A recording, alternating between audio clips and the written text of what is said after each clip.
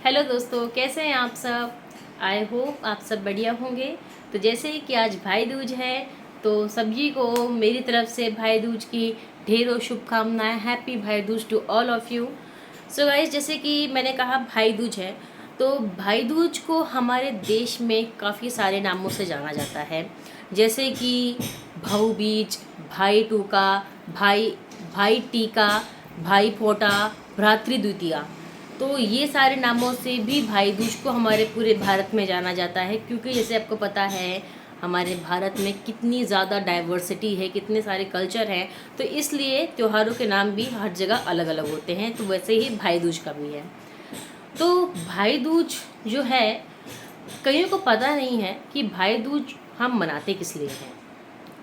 खासकर आजकल की जनरेशन्स को ये नहीं पता होता कि जो त्यौहार हम मना रहे हैं उसके मनाने के पीछे का रीज़न क्या है। उसी तरह से भाई दूज भी है। लोग भाई दूज सेलिब्रेट तो करते हैं, बट हम जब उनसे पूछते हैं कि भाई दूज मनाते किस लिए हैं, they don't know about it, क्योंकि उनको नहीं पता होता है कि हम भाई दूज ही नहीं, हम कोई भी त्यौहार जो मना रहे हैं वो हम मनाते किस लिए। तो इसी तरह से आज मैं आपको अपनी इस वीडियो में छोटी सी इन्फॉर्मेशन दूंगी।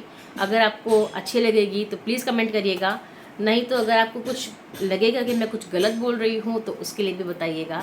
तो आज मैं आपको बताऊंगी कि भाई दूज मनाने के पीछे वैसे तो काफ़ी सारी कहानियाँ हैं, लेकिन जो दो प्रोमिनेंट कहानियाँ हैं वो हैं, इसमें से पहली है कि जब भगवान कृष्ण ने राक्षस नरकासुर का संहार किया था, और वो जब संहार करने के बाद अपने बहन सुभद्रा के घर गए थे, तो सुभद्रा ने उनका स्वागत, उनका सत्कार टीका लगा के फूल और मिठाइयों के साथ किया था। तो ये भी एक कहानी है जिसकी वजह से हम भाई दूज मनाते हैं। और एक और है कि जो यमुना है वो मृत्यु के देवता यमराज की बहन है। तो यमुना जो है वो अपने भाई से बहुत नाराज़ रहने लगी थी। वो अपने भाई से बहुत नाराज़ रहने लगी थी, क्योंकि यमराज यमुना से मिलने नहीं जाते थे कभी। तो अपनी बहन की नाराज़गी यमराज से देखी नहीं जा रही थी, तो उन्होंने काफ़ी कुछ करके एक दिन समय निकाल ही लिया अपनी बहन से मिलने का और अपनी बहन की नाराज़गी को दूर करने का। तो जब वो अपनी बहन के घर मिलने पहुँचे यमुना से, तो यमुना यमराज को देख के बहुत खुश हो गई और उन्होंने उनका स्वागत किया, उनका सत्कार किया, टीके के साथ, मिठाई के साथ, फूलों के साथ, और फिर उनके लिए खाना बनाया। और उनके इसी स्वागत सत्कार से खुश होकर यमराज ने यमुना से कहा कि मैं तुम्हारे स्वागत और सत्कार से बहुत खुश हूँ, तो तुम आज मुझसे जो भी मांगोगी मैं तुमको ज़रूर दूंगा। तो यमुना ने कहा कि अगर ऐसा ही है तो आप मुझे एक वादा दीजिए कि आप हर साल इस दिन मुझसे मिलने ज़रूर आएंगे।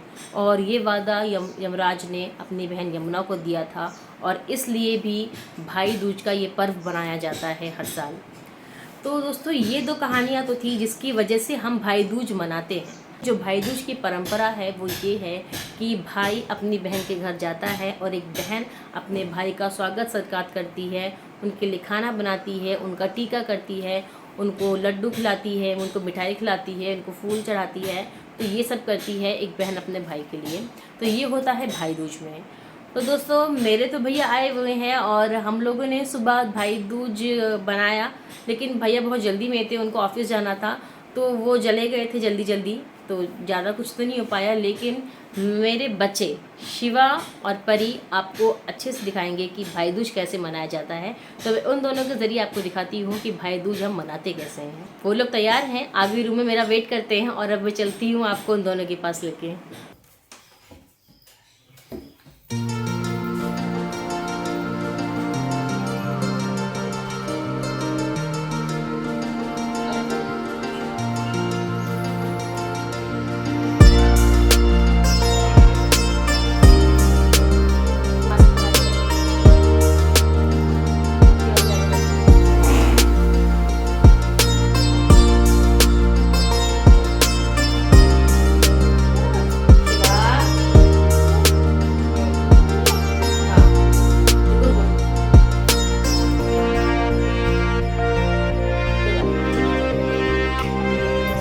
बच्चों के साथ एक प्रॉब्लम होती है कि उन लोगों को एडजस्ट कराने में बहुत टाइम लग जाता है। जैसे अभी शिवा सर पे हंकी रख ही नहीं रहे हैं, बल्कि इस टाइम पे जो भाई है उसके सर पे कुछ कपड़ा होना चाहिए, चाहे हैंकी रहे, चाहे गमछा रहे, कुछ भी रहे, पर सर ढका होना चाहिए भाई का भी और सेम एस बहन का भी। पर बच्चों में वो चीज़ हम इग्नोर कर सकते हैं क्योंकि वो बच्चे हैं, वो सर पे जल्दी से कपड़ा नहीं रखते हैं। तो परी ने टीका लगा दिया है। अब वो शिवा के ऊपर अक्षत छिड़क रही है और शिवा मिठाई के लिए दौड़ रहे हैं। उनको बस जल्दी कब मुझे मिठाई मिल जाए। और परी ने शिवा के ऊपर फूल भी चढ़ा दिए हैं और अब वो उनको कलावा बांधेगी।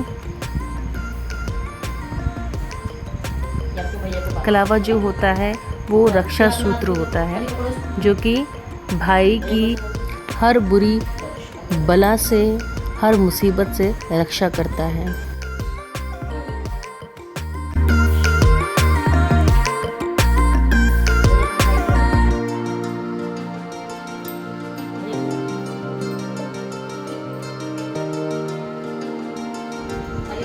फाइनली शिवा को मिठाई मिल गई, जिसका बहुत देर से वेट कर रहे थे, बेचारे परेशान हो गए थे कब मिलेगी कब मिलेगी। मिल गई मिठाई और मिठाई में लग गए हैं और परी अपने भैया जी की आरती उतारेंगी।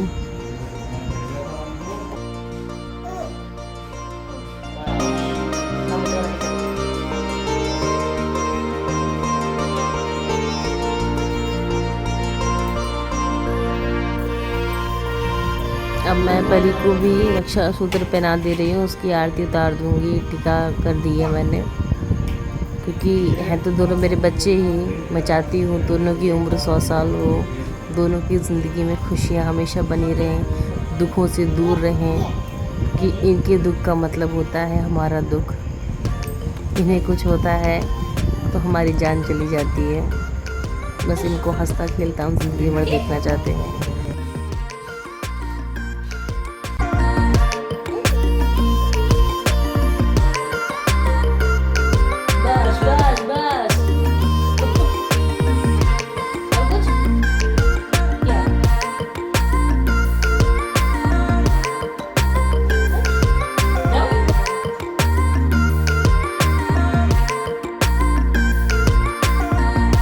ये सुबह मैंने भी भैया की आरती उतारी थी, टीका किया था। सुबह जल्दी में थे, उनको ऑफिस निकलना था और तो जल्दी मैंने कर दिया। बस नहा कर आई थी और नहा के तुरंत मैंने टीका कर दिया था।